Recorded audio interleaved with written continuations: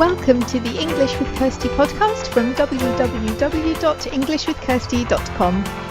Here I'll be sharing with you tips, information and other learning resources so that you can improve your business English.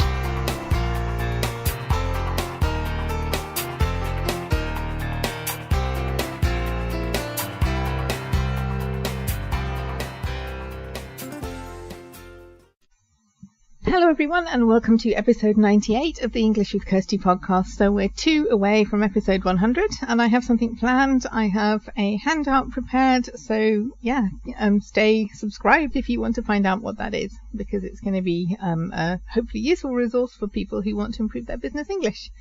So today I also want to mention that the newsletter for English with Kirsty in July went out this week. Anyone who wants to subscribe to that can do so on the show notes page, which is englishwithkirsty.com/podcast/episode 98.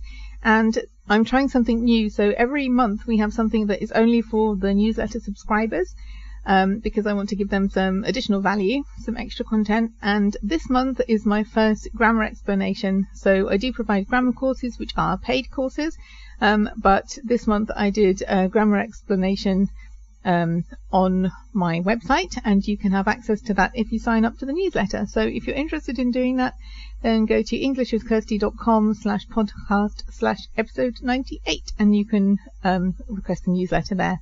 And you can also use the form on that page to give me any feedback, anything you want to say about the podcast, or things that you'd like to see in future episodes of the podcast. I'm definitely open to ideas if you want to share them with me, so please do.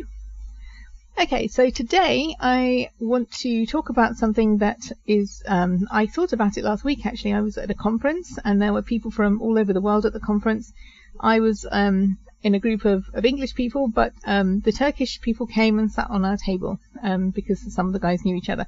So, and I was sitting next to them twice, but I didn't speak to them in Turkish. So I do speak some Turkish. My German is much better than my Turkish, but I was thinking, shall I use this as an opportunity to practice, see if they will speak Turkish with me?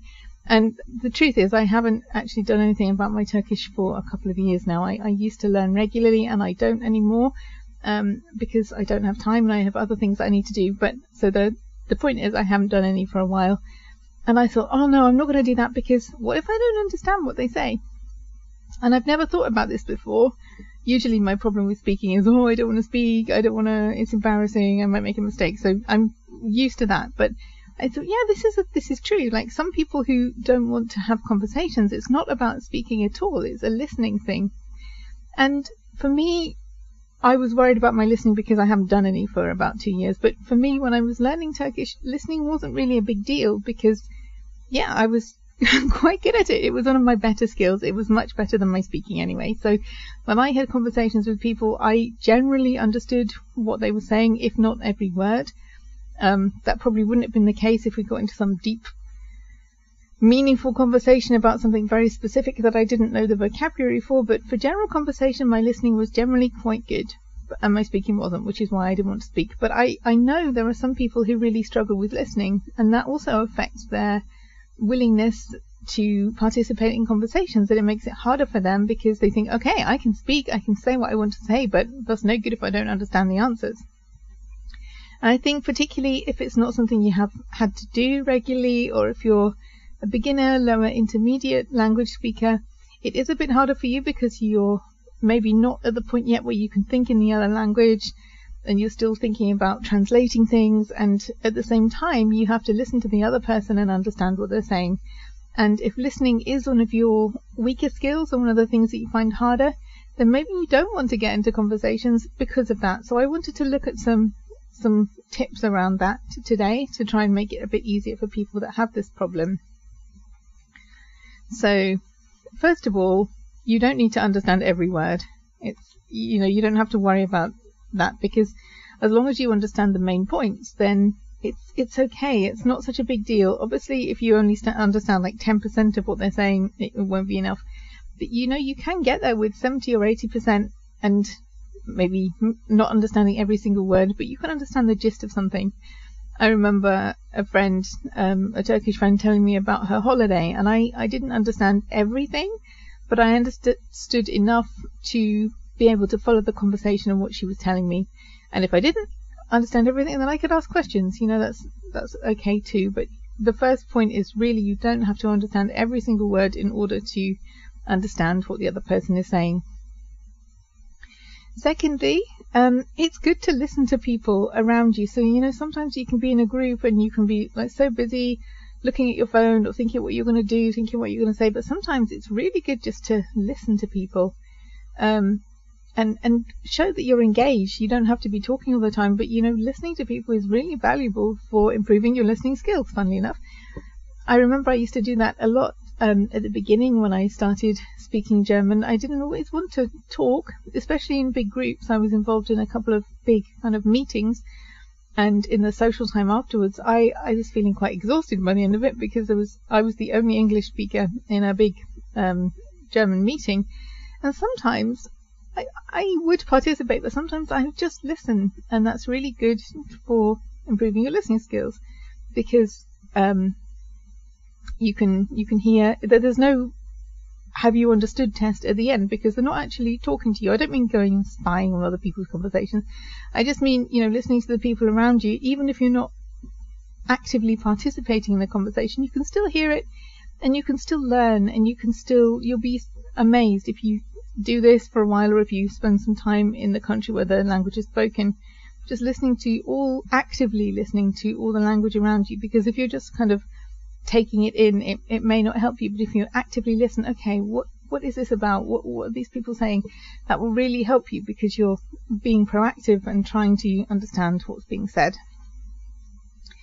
And we often say, improve your listening skills by listening to things like podcasts or movies or the radio. But I think if you're really wanting to improve your conversational listening, it's good to listen to things without a script, because the actors in a film have learned their script, and there's no hesitation unless that's built into what the character would have done. But I think it's really good, if you want to improve your listening for conversations, then you should listen to real speech that hasn't been practiced or planned. So listening to the news is good for vocabulary, for example, but if you want to improve your listening for conversations, then listen to, an interview show on the radio or the TV where the person doesn't know what's going to be asked and they just have to answer the questions, or a podcast that takes the form of a conversation. So yeah, maybe there were some questions, but it's a dialogue between two people that hasn't been planned. Or even phone-ins on the radio, like I sometimes had Turkish radio or German radio on in the background. I can't work with the radio on, it drives me crazy, but if I'm doing other things that don't require my brain, then I can listen to that. And sometimes people used to call into the radio stations, and that was just normal speech, and all that kind of thing is really good for improving your listening skills when you're in conversations, because it's not a script, it's not planned. People may forget what they're going to say or change what they're going to say halfway through the sentence. And if you're listening to something like that, then it will help you when you're in real conversations of your own. Another tip is start small. So if you start in a situation like I was in when I first started speaking German, that was hard because there were maybe 10 or 12 people all speaking German, all speaking at the same time, and that was hard to find your way into joining that conversation. So I always say, start small. Start with somebody who it's just a one-to-one conversation. You can talk to them and listen to them, focus on them without having to focus on lots of people all talking at the same time. So that is, if you are worried about understanding what's going on, then start with one person and move up to bigger groups. Don't plunge yourself in the deep end with a huge table full of people, because that is harder. And again, I always say this, but language tandems are good for this. Because sometimes it's hard to find somebody who will just practice their language with you, but if you offer them something in return, then it's fair. You're helping them, they're helping you, everyone's happy. And sometimes I think it's part of our mindset. Yes, it is embarrassing if we don't understand what's being said, but is it the end of the world? I mean, if you're really unlucky, the other person might get a bit impatient, but most of the time, people will be patient, or will try and find another way of saying things. At the end of the day, it's not the end of the world. The next day you just learn from it and move on. I think at the time we feel it is such a big deal. We look stupid, but really it's all part of learning, and it's, not so terrible if you don't understand something. Also, some people I've noticed are better when speaking to people who are maybe struggling to understand what's going on. Some people are better at reducing what they're saying. I don't mean speaking like a child or a baby, but in making it easier for the other person to understand. So hunt out those people. It's usually people who don't talk and talk and talk and talk and talk. People who can cut out the unnecessary words in their conversations are often easier to listen to than people who can't. And also people who know how to rephrase what they're saying to make it clear and to cut out the unnecessary words. And if you're listening to a group of people, you can sometimes tell who will be good at that without even putting them in that situation, because it's the people that are clear about what they're saying, are succinct without rambling. Because if you are struggling, people who ramble maybe not the easiest. Ramble means like to go on and on and on and on. They're maybe not the easiest to listen to and understand. Although they could repeat themselves again and again, which does make it easier if you didn't catch it the first time. But generally, they're not always the easiest people to listen to. So yeah, I wanted to talk about this because I think it's something that we overlook. We often talk about conversations and we focus on the students that are worried about speaking. But, there is an issue with people who are concerned about listening. And so I wanted to try and give some tips to help those people. And if that's you, then see if some of these tips work. Listening for finding things to listen to that are real conversations between people that have been recorded or that are live, or finding someone to talk to who you don't feel bad if you don't understand something.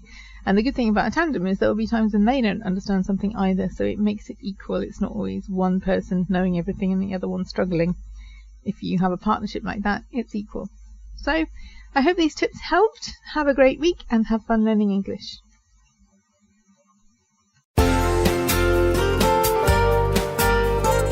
I hope you enjoyed this episode of the English with Kirsty podcast. If you have any questions or comments, my email address is kirsty@englishwithkirsty.com, or you can go to www.englishwithkirsty.com/podcast, where you'll find information about the individual episodes.